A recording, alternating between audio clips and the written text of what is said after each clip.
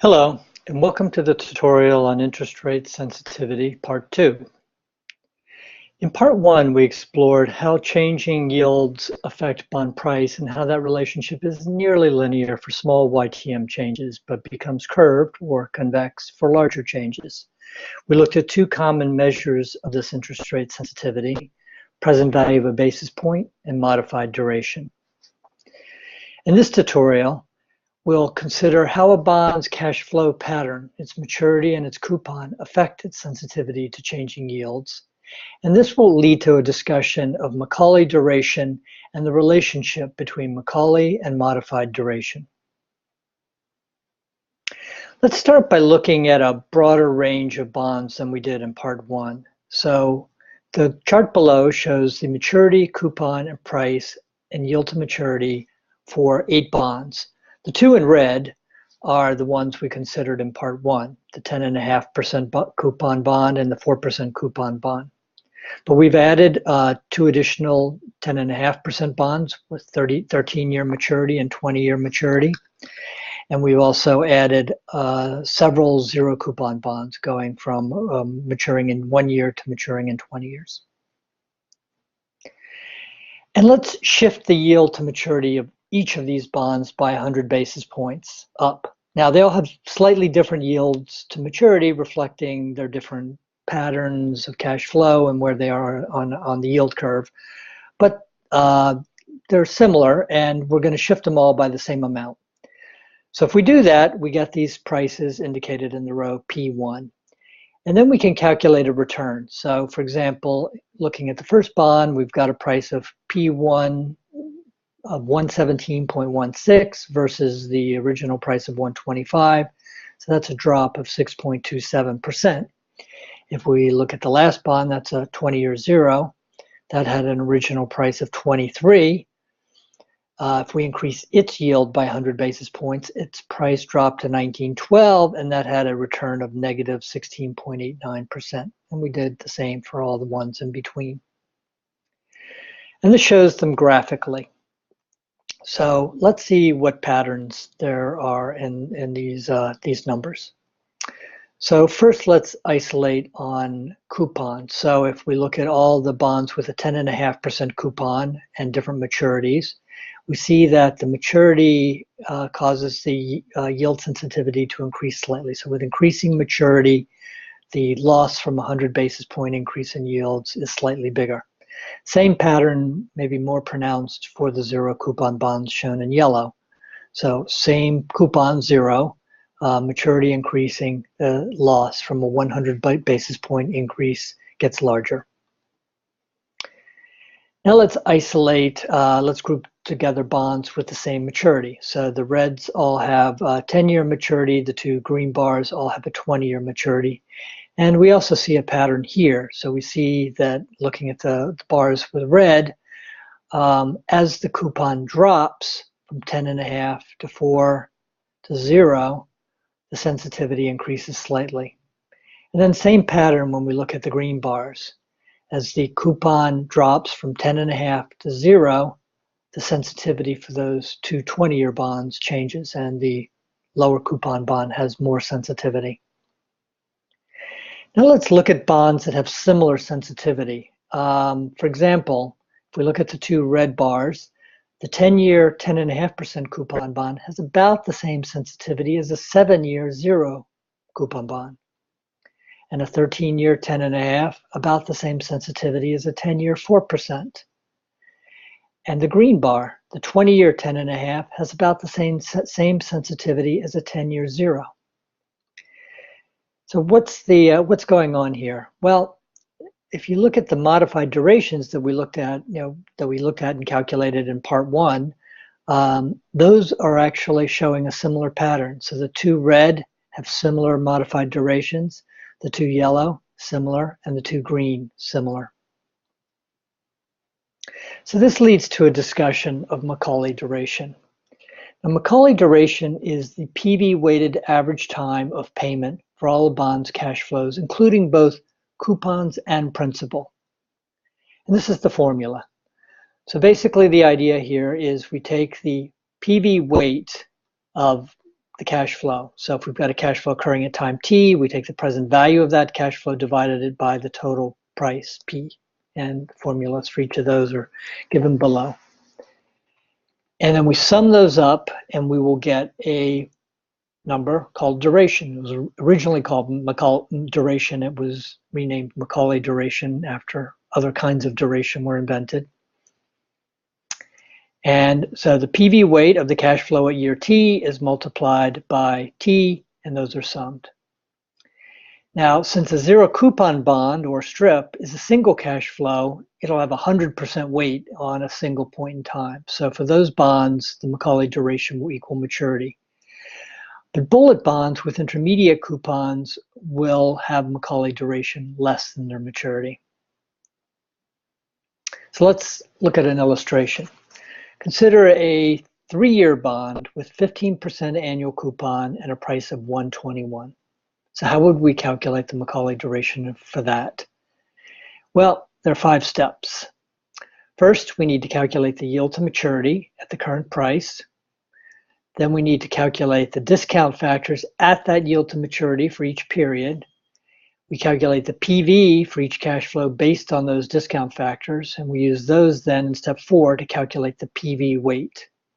And then finally, we sum up those PV weights times time and measured in years, and we'll get the Macaulay duration. So I think you'll see how that works when we look at the actual numbers.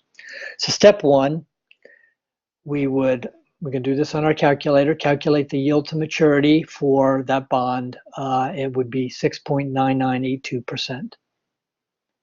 Step 2, we'll calculate discount factors based on that yield to maturity. So this is different than discount factors we considered in an earlier tutorial that were based on spot rates. Here we're basing them on the average yield to maturity for the bond. So we get these discount factors. Then let's move on to step 3. So we then multiply cash flow times the discount factor for each of those, and we sum that up, and that of course has to sum up to the total price of the bond, 121. And then we turn those into weights. So dividing this 1402 by 121, 1310 by 121, we get the weights for each of those, and those of course have to sum up to 100%. And then final step, we multiply the weights times time, so t here, times each weight, and sum those up, and we get 2.66. And that is our Macaulay duration. So that's a lot of work. And as you see, it's a number a little bit less than 3, right? Because some of the weight is going on these earlier cash flows. So if it were all on this final cash flow, which is what would happen if it were 0, then that would be 3, but since some of the weight is on t's less than 3, the average comes out to 2.66. So, this would get tedious quickly for, even for a 3-year bond, it was tedious. For longer bonds, it would get even more tedious, but it could be done quite easily in Excel. Say for a 10-year bond, let's look at our 10.5% coupon that had a price of 125. We would calculate its yield. That's 695. We would then calculate discount factors for each of those based on that 695 yield. I guess it's step 3. We would then convert those into weights. No, I'm sorry. That would be the present value of each of those discount factors. So multiplying cash flow times discount factor, then we would convert those into weights by dividing this by that. And then we multiply t times the present value weights and sum those up. We get 701. So even in Excel, it's a lot of work, but you could set it up once and it would work. So you get 701. Okay, so if we did this, set up a spreadsheet, did this for all of the bonds, all of our 8 bonds that we're looking at, we would come up with these Macaulay durations. So we'd come up with 701. We just did that. For the 13-year 10.5, it's going to be a little bit longer, 825, then 1029 for the 20-year. The 10-year 4% bond, 819, and then the zeros, as we expected, the Macaulay duration will equal the maturity. Okay. Now, how do we interpret this? Well, the Macaulay duration is the point in time where the present value of the bond's cash flows before and after are in a sense balanced, as if on a fulcrum. So unlike maturity, Macaulay duration accounts for all of a bond's cash flows. So let's look at the 10-year, 10.5% coupon bond. That had a Macaulay duration of 701. And so the full bars represent the total amount of the cash flow, and then the colored in bits is the PV based on yield to maturity of each of those. So the earlier cash flows have more colored in because they have higher discount factors, and then as time goes out, the discount factors drop, and the PV for those cash flows drop. And so if you sort of think of this as roughly balancing this, if you were putting those on a fulcrum, you would get our Macaulay duration. And you can compare that to a 7-year zero, where you just have a single cash flow, so it's very easy. So if we're looking at a 7-year zero, that would also have a Macaulay duration of close to 7, exactly 7, close to the one for the 10-year, 10.5% coupon bond. So let's compare the Macaulay durations that we've calculated with the modified durations. So they're similar, but not the same. So the Macaulay duration are all a little bit higher. And interestingly, if we divide them, so we divide the Macaulay divided by the modified, we get a number. It's not the same number, but a little bit over 1. But look at this. It's actually 1 plus the yield in each case. All right. And to do this precisely, we would have to use, of course, the numbers with more decimal places. If you did it with the rounded numbers, you would get slightly different answers here. But I show you what the Macaulay and the modified durations are out to 4 decimal places. So if you are so inclined, you can check them and confirm that they work that way. So why is that? I mean, we can observe that as an empirical fact, but that shouldn't be totally satisfying. Let's see mathematically what's going on and look at the formulas. So the formula for modified duration is this. This is actually the precise formula, and this is a little bit of calculus. The derivative of price with respect to yield, and that's approximated by what we did in the last tutorial, delta P over delta Y. So we took a small change in yield and we saw what the change in P would be for that and divide that by price, and that's the modified duration with the negative sign in front. Now the Macaulay duration is a very different looking thing. It's time weighted by the PV weight. So there isn't any obvious reason looking at these two formulas to think the two would have any systematic connection to one another. But it turns out they are. If we take the actual derivative of dp dy and substitute it into the expression here and do the algebra, we will see that actually the Macaulay duration, modified duration, is equal to the Macaulay duration divided by 1 plus the yield over the frequency. And this thing turns out to be pretty important. In the case we were looking at, the frequency was 1. So we didn't notice it, but if we were looking at bonds with semi-annual payment frequency, like U.S. Treasuries, this would come in. And then we could turn around the other way, and we see that Macaulay duration is equal to the modified duration times 1 plus the yield over the frequency. Now, I'm not going to go through the actual derivation of this, but it's in the appendix. There's a couple pages that show that works if you're interested. So, conclusions for part 2. The size of a bond's return gain or loss from shifting interest rates depends on the pattern and timing of its cash flows. All else equal, longer maturity bonds. Longer maturity means greater sensitivity to interest rates. We saw that.